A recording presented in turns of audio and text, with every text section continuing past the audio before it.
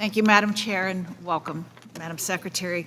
By all appearances and actions, from the first day in office, President Biden and his administration have declared a war on American energy production.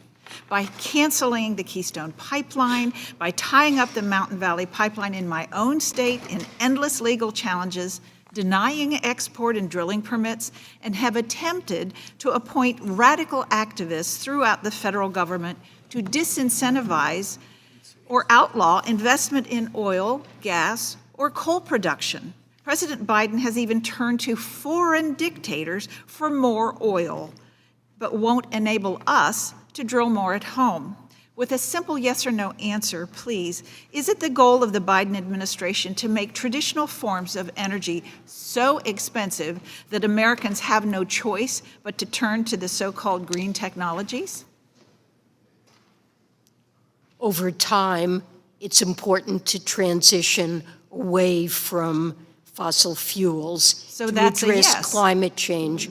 Climate change is an existential threat, and the President has proposed a comprehensive plan to promote the use of renewables and electric vehicles. And as a medium-term issue, it's critical we address that. But obviously, gas prices are very high, and we need to do work. It's not something we can accomplish in the short run. We do need oil and gas production to address the energy needs of Americans. Can you explain what the President's administration is doing to lower the price of gas at the pump, which is twice as expensive today as it was then when he took office, and the natural gas for our homes, which is 3 times more expensive than it was a year ago?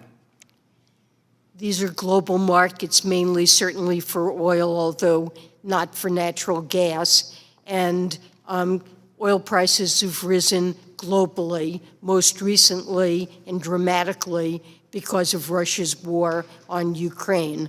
And Europe is committed to reducing its dependence on Russian oil and promoting renewables in the process. And in the short term, the President has allowed an historic release of 1 million barrels a day from the Strategic Petroleum Reserve to allow time for domestic producers to respond to higher prices and ramp up their production. Thank you so much, because I do respectfully disagree with part of what you say, if not most of it. You know, our producers need a certainty that their investments can be made, and this administration's done nothing to promote a business-friendly environment. I also don't believe that we should be putting our national security at risk by tapping our reserves, especially when our domestic producers have the capability to supply our consumers with everything that they need. So I'm concerned with the administration is encouraging a windfall tax also on oil producers. In 1980, when President Carter did this, it was totally misguided, and it reduced our domestic production by up at least 8% and made our reliance on foreign 13% higher. And we finally got rid of it in 1988.